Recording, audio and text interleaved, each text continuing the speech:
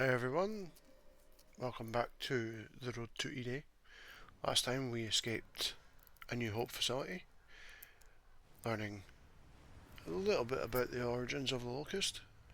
Today, Centaur tanks, disappearing ice fields, and exploring Mount Kadar.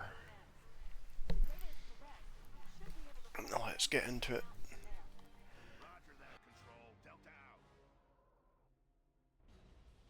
So, Centaur tank. Bit of a something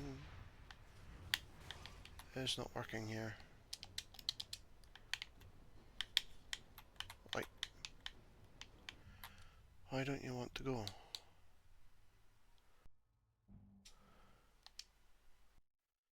Okay. That was an issue. The tank didn't want to move. I'd be more worried about Boomer.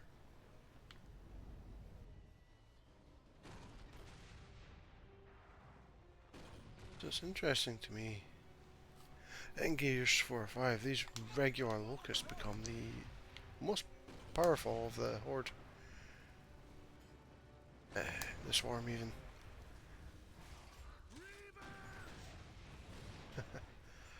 And the scions. They're the biggest, toughest, and nastiest SOBs in Gears 4 and 5.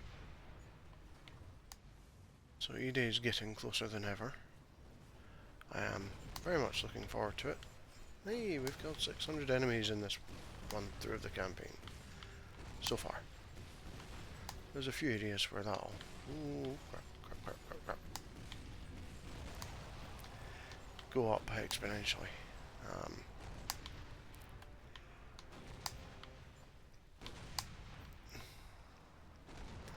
The area I can think of is later on when we are, riding a Brumach. Spoilers. Should have mentioned that beforehand. For anyone who hasn't played or seen footage of Gears 2, yes. The Brumach section of the game I always find quite fun. Yes, thank you, Baird, for doing your basic job. Had it not been for the Locust War, Baird would have simply been an engineer, and not a gear. However, with humanity on the brink of extinction, everyone who could be a gear was.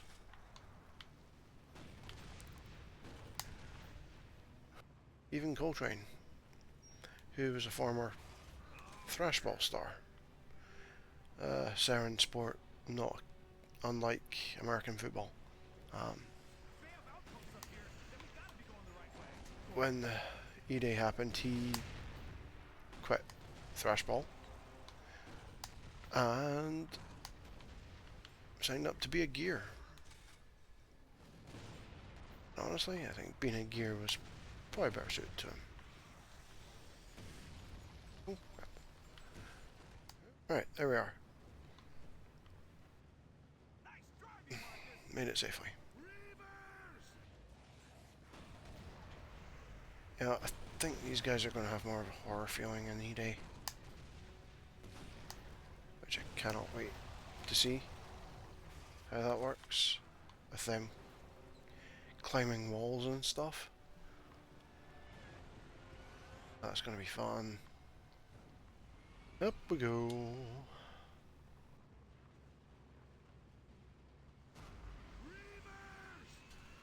I'm kind of wondering,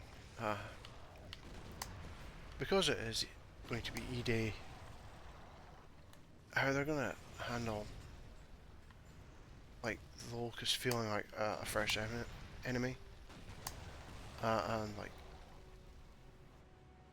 we can see they're tough in what we've been shown, withstanding a bayonet to the stomach with seemingly no pain. Are they going to feel stronger, or are they just going to be like everything's going to be run of the mill again? Mount Kadar.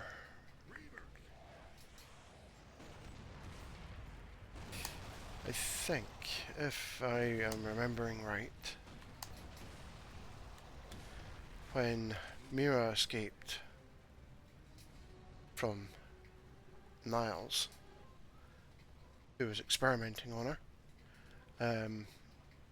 this is where she ran and started off the Locust. I always wonder why we never see a Berserker in Gears 2. And part of me wonders if it's because Queen Myrrah decided to keep them hidden and away from the cog after the light mass bomb. Theory.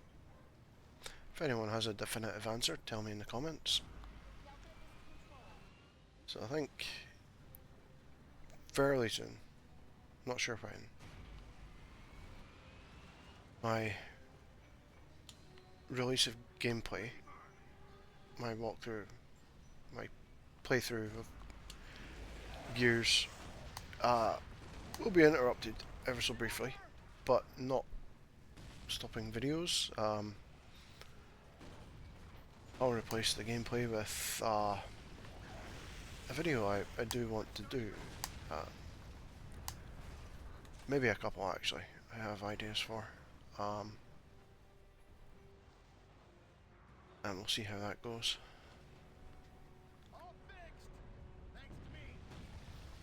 I'm not gonna say too much on what those ideas are just now. I keep seeing this video popping up on my YouTube feed of how speedrunners are breaking Gears 2. I've yet to watch it, but I know it would involve a hell of a lot of glitches. And that's... I want to experience the story of games. It's why, once I'm done with Gears E-Day, I will move on to something else that has a storyline to it. Because that's what I enjoy. Not necessarily one type of game. As much as I enjoy Gears as a third-person shooter, there are the occasional first-person shooters, horror games, RPGs that I enjoy, all because I enjoy the story. I enjoy the gameplay as well, but I'm not quite sure what my next game will be. I had maybe thought about doing some of the exclusive to console titles like South on Xbox. You've got obviously Gears and Halo. On PlayStation you've got God of War, you've got the Horizon games, you know, that kind of stuff. But then I also think about maybe Final Fantasies, doing Final Fantasy 7, Rebirth, Remake 8, that kind of thing. Lots of different ideas, and I'd be interested to know if anyone has any thoughts on what they would like to see.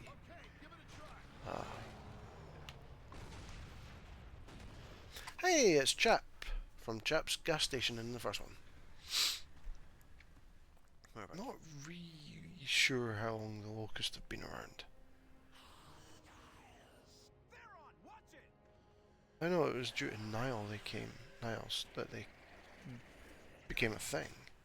His experimentations on children with rust lung.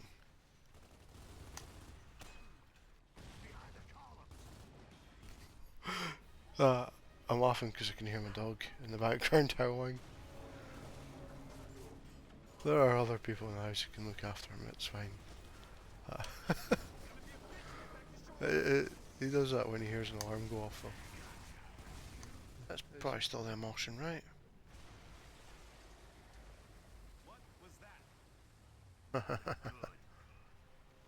Damn right, it's nothing good. And look at the size of that thing.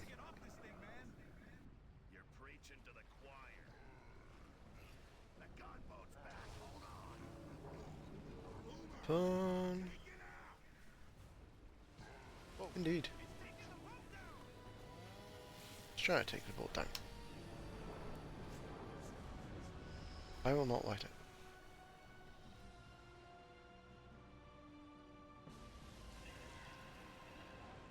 other side. Yeah.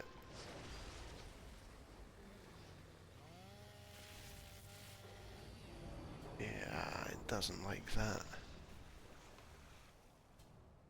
I'm not sure of any specific lore around Leviathans. I don't know if they're just an indigenous life form or if they are in fact part of the Horde. Gone by the grubs seem to be scared of them. Yeah, let's run inside its mouth because that's a great idea. That's one of the few times I've failed at that. I've actually never been killed by this thing before today.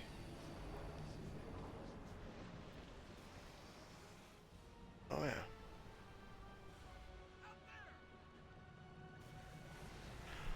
Yep, there it is. Right. We'll go as far back as here. Because this seems a good place. I'm not getting stuck on anything. I'm still far enough on it away that when it bites the boat, I can shoot it in the eye and not get chomped on. That would be that. Undead Leviathan.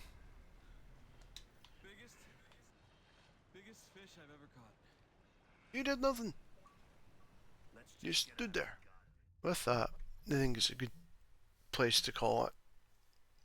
We have entered Mount Kadar and the Nexus. Next episode, we will explore the Nexus some more. And possibly, maybe, find a long lost relative. See you next time.